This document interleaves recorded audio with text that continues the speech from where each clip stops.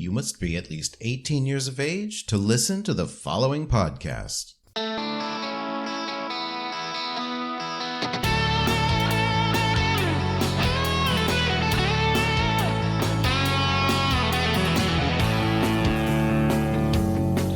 Hey, I'm Robert Black, and we're here for Sexual Heroes.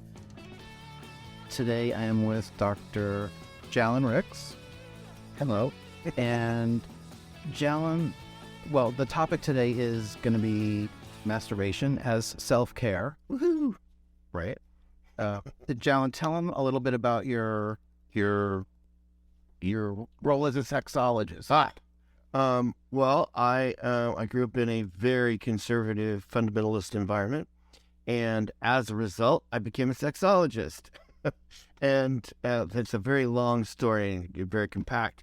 And but I also feel like what is needed in today's society is not just information, but role models, people that are willing to say, "Let me show you how it's done."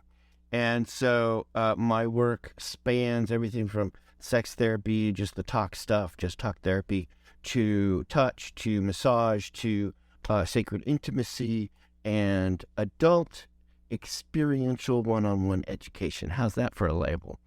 So yes, masturbation is something I highly stress and affirm for people to do for so many different reasons.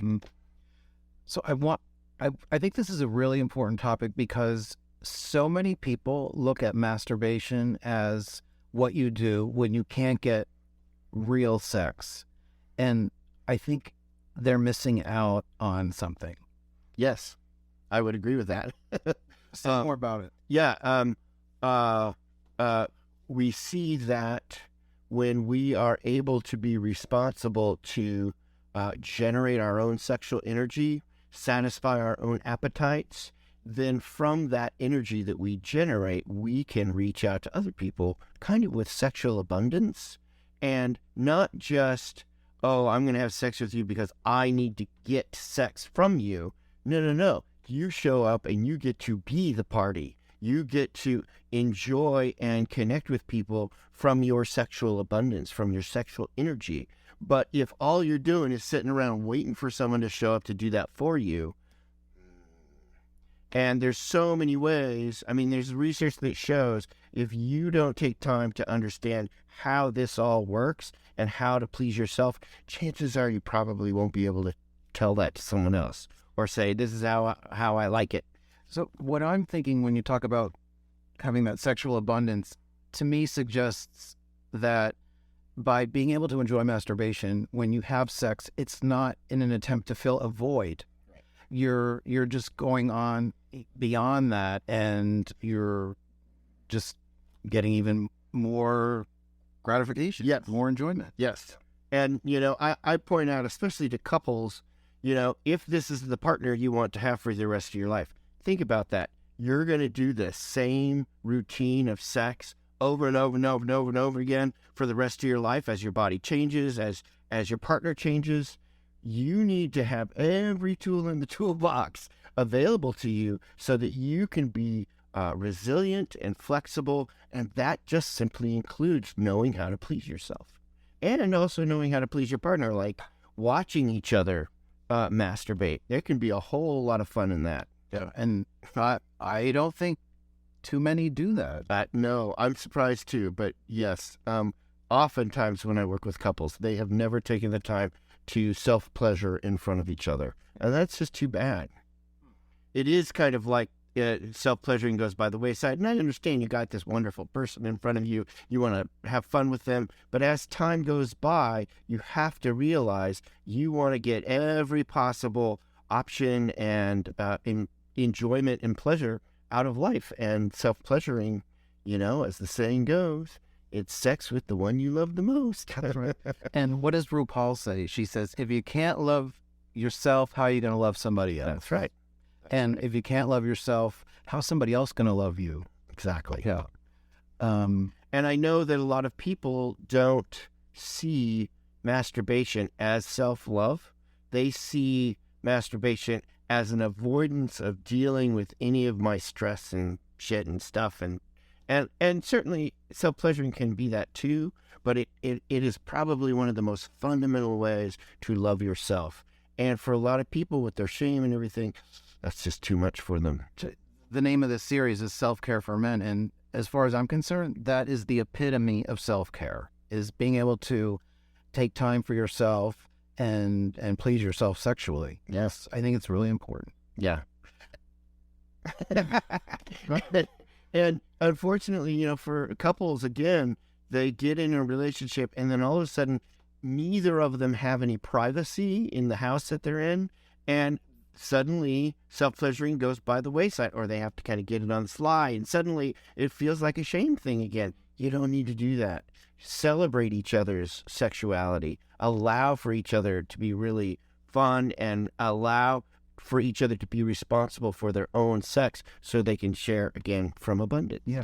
And I think another thing that might prevent people from masturbating once they're in a relationship is that, let's say you and I are partners and I want to masturbate. Mm-hmm. But I don't want you to be there. I want to have to myself. Right. So am I going to say, hey, Jallen, I'm going to go off in the other room there and have some private time with myself. And then you might feel like, well, fine. Well, what am I in a line shop, liver? Have I been doing something wrong? Right. So there's all this Right. this stuff going on that doesn't need to be there. Right.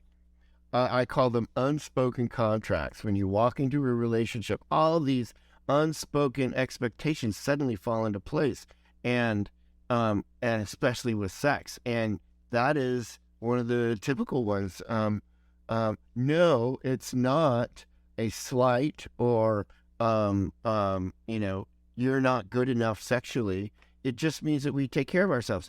We don't, there are all kinds of ways that you still are a responsible human being, even though you're in a relationship. Sexuality has that too. Yeah. And physiologically, sex with another person cannot be what it is when you masturbate, because the loop is instantaneous. So you're giving yourself pleasure and receiving it at the same moment. Right. So you can adjust and do what you like and adapt, and you get this instantaneous feedback. Right. But when you're having sex with another person, if you even attempted to do that, you'd be like a little to the left, a little to the right, a little bit up, a little bit down, a little slower, a little faster. So, that would not be so fun. Right. And don't get me wrong. I'm not saying one or the other. I'm saying both. All of them are options. Yep. It's all great. And you learn. I even recommend that couples masturbate in front of each other. So take a night and it's, your partner's turn, and they get to go hog wild, and it brings all kinds of stuff up, but those are good things to bring up. You don't need that excess shame. So just, dive right in and allow your partner to affirm you, to celebrate you, to even watch you and learn how they can, is that how he does it? Oh, well, then I'll do that next time. There's so much to learn from watching each other's self-pleasure. And today, Jallen and I filmed some content, which we also do for JustforFans, you for OnlyFans. Yeah. And so today, we each took turns masturbating in front of a mirror and in front of each other. Very hot. Yeah. Very hot. So individually, one at a time, we each did that. And that was fun. Yeah, supported each other. Yeah, it's great. So we're walking the talk. Trying. Oh, anything else you want to share about the importance of masturbation as self-care? Well, there is some research. I'm sure you probably heard it, but they found that guys that masturbated, I think it's 22 times a month. No, it masturbated. I guess it's about 20 times a month. Also have a lower risk of getting prostate cancer. So I even kind of hope that it's about a prostate thing, that the more you exercise that, like even get dildos up there or vibrators up there and give it a good massage, it loosens it up and it allows it to kind of let things pass through rather than things getting caught in it. That's my own little theory about because the prostate, we just don't get to it very easily. And it usually stays tight all the time. So that's going to naturally just snag stuff in it. And, and it'd be a way that cancer gets in. It's also a great antidepressant. Indeed. Yes. Very good. Can you masturbate too much? That is really, yes, I would say if you masturbate to the degree that you are causing soreness or chafing, that's probably too much. But really, that's a matter of using the right lube. So I also would say if most people are so afraid of being like a sex addict that they really don't have compulsive behavior. But you just ask the simple question, is it really a problem? And the example is, if you are masturbating to the point that you're not working or you're about to lose your job, yeah, that might be a little too much. Right. Then that's an issue. Right. If it's not really a problem, I mean, when we live in Palm Springs, a lot of guys are retired. They don't have anything else to do. If that makes them feel good and they're happy, go for it. And let's talk about the lube for a second. Okay, so if you're watching this and you're thinking more about masturbating, so I use Albaline. That's big in the baiter community, which I want to talk about in a second. And then there's a special baiter balm that is out there now.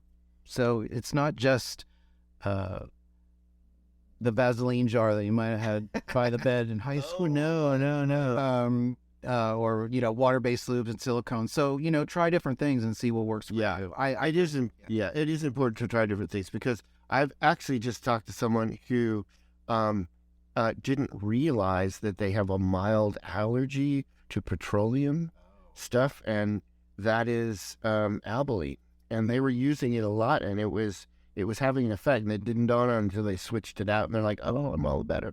So there's silicone, coconut water-based, coconut oil, but some people like some others more than the other, and some people are allergic to others. So you just have to kind of try a bunch. And they do each have a different impact on your bait because of the amount of friction, and it's just bait. What do you mean by bait? Bait. So I do think we need to include a little mention of the baiter community. Yes. It's really an entire subculture around masturbation. I consider myself a baiter, and there's an online community called Bait World, and that's gets a lot of baiters together. Yep. It's been around for about 13 years now, and I've worked with them some, and it was really amazing that all of a sudden on this website, people were finding community.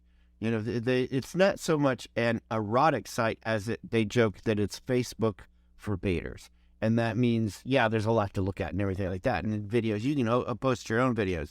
But it's mostly about connecting with people. And suddenly, people are all around the world, gays, straights, trans, all were finding community because they bait. And it's been life-changing for some people. And a lot of straight guys bait on Bait World in the cam room. They'll come in, and just in general, there's a lot of straight guys that like to masturbate with other guys. Right.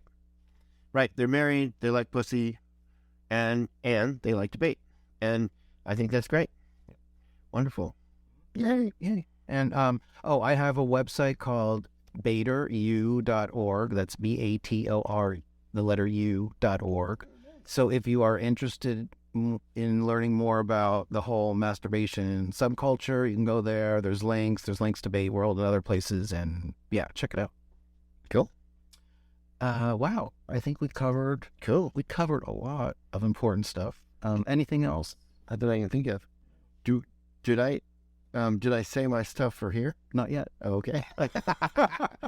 We've been filming so much. Yeah. So we filmed some content for JustforFans and OnlyFans today, and we also did a piece for Sexual Heroes on YouTube as well. So after you watch this, if you haven't already watched it, go to my YouTube series and check out my interview with Jallen there. But tell everyone where you can find you. You can find my content on OnlyFans under Jallen Rix, just my name, one word.